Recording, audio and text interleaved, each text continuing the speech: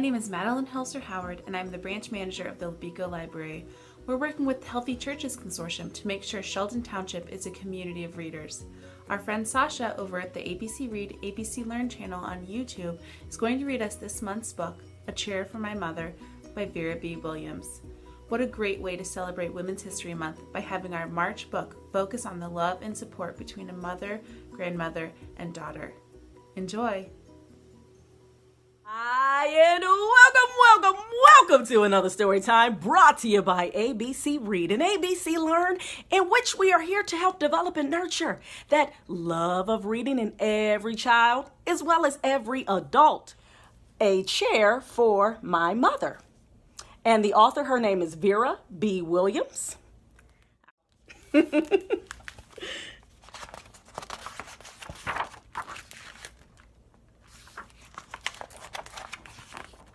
Cool, awesome. This is the dedication page to the memory of my mother, Rebecca Porringer Baker. Awesome. My mother works as a waitress in the Blue Tile Diner. After school sometimes I go to meet her there. Then her boss, Josephine, gives me a job too. I wash the salts and peppers and fill the ketchups. One time I peeled all the onions for the onion soup.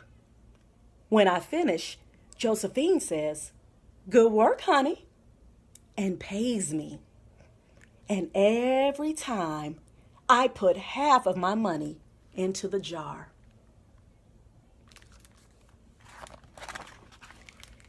It takes a long time to fill a jar this big. Every day when my mother comes home from work, I take down the jar. My mama empties all her change from tips out of her purse for me to count. Then we push all of the coins into the jar. Sometimes my mama is laughing when she comes home from work. Sometimes she's so tired she falls asleep while I count the money out into piles. Some days she has lots of tips. Some days she has only a little. Then she looks worried. But each evening, every single shiny coin goes into the jar.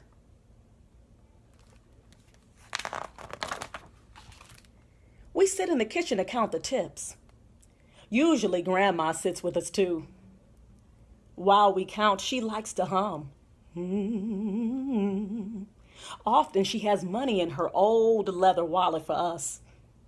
Whenever she gets a good bargain on tomatoes or bananas or something she buys, she puts by the savings, and they go into the jar.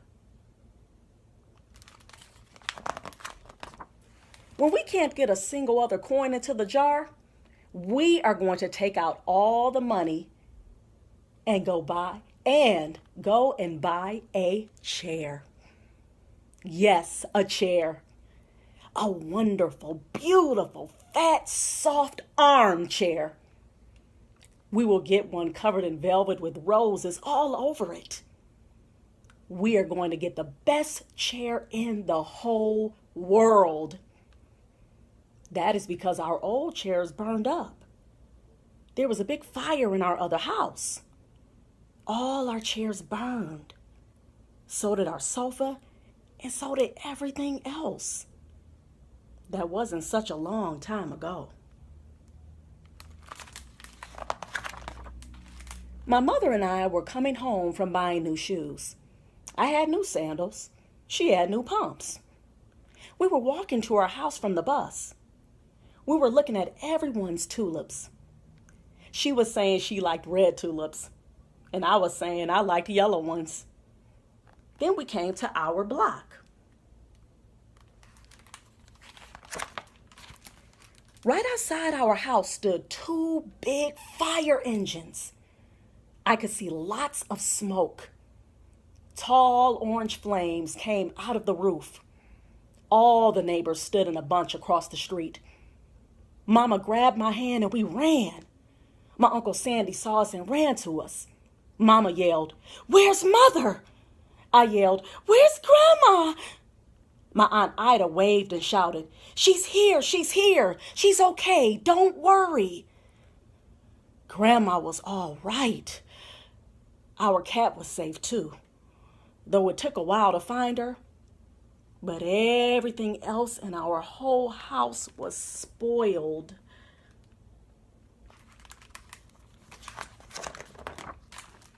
What was left of the house was turned to charcoal and ashes.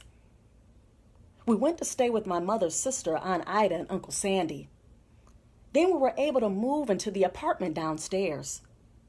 We painted the walls yellow. The floors were all shiny, but the rooms were very empty. The first day we moved in, the neighbors brought pizza, cake, and ice cream. And they brought a lot of other things too. The family across the street brought a table and 3 kitchen chairs. The very old man next door gave us a bed from when his children were little. My other grandpa brought us his big, beautiful rug. My mother's other sister, Sally, had made us red and white curtains. Mama's boss, Josephine, brought pots and pans, silverware, and dishes. My cousin brought me her own stuffed bear. Everyone clapped when my grandma made a speech. "You are all the kindest people," she said. "And we thank you very, very much. It's lucky we're young and can start all over."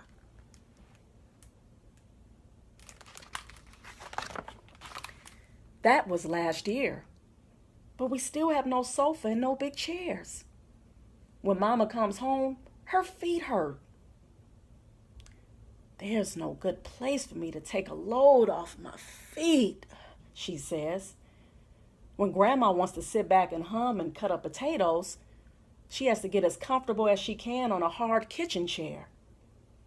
So that is how come Mama brought home the biggest jar she could find at the diner, and all the coins started to go into the jar.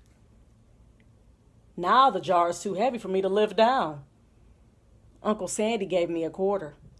He had to boost me up so I could put it in. After supper, Mama and Grandma and I stood in front of the jar. Well, I would never have believed it. "But I guess it's full," Mama said. My mother brought home little paper wrappers for the nickels and the dimes and the quarters. I counted them all out and wrapped them all up.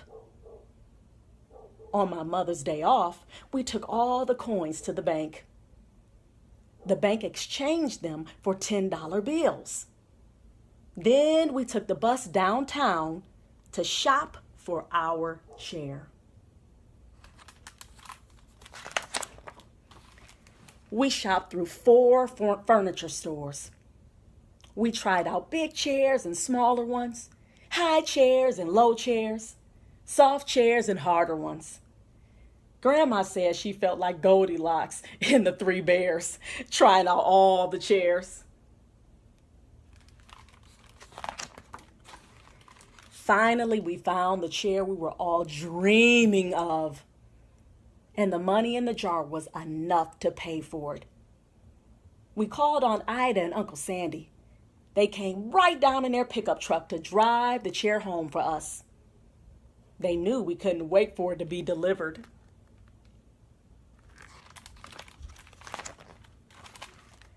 I tried out our chair in the back of the truck.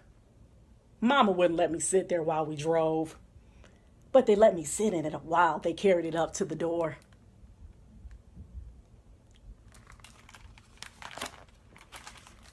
We set the chair right beside the window with the red and white curtains. Grandma, Mama, and I all sat in it while Aunt Ida took our picture.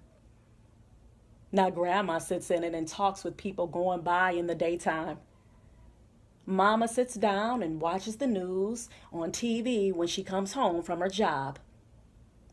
After supper, I sit with her and she can reach right up and turn out the light if I fall asleep in her lap.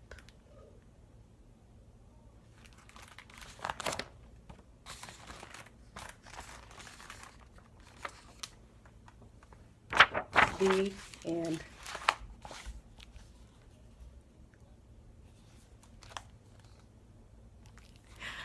All right, you guys. Awesome, awesome. I really, really love that story. It is so, so touching and awesome. And I hope that you all loved it as well. And I hope that you all enjoyed it and learned a great lesson from that story. I know one of the takeaways that I really appreciate in that story is that how everyone was caring for the family. And how the family, obviously, how they cared and loved each other. And how they appreciated the mothers of the family, the mom of the little girl as well as the grandma. So I'm going to stop there because the video is going to stop. And I hope that you all like, subscribe, and share our videos. Happy reading.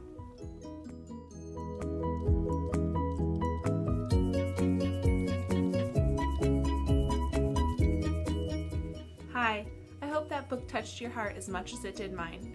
We cannot wait to see you next month, and in the meantime, come visit us at the Beaufort Library.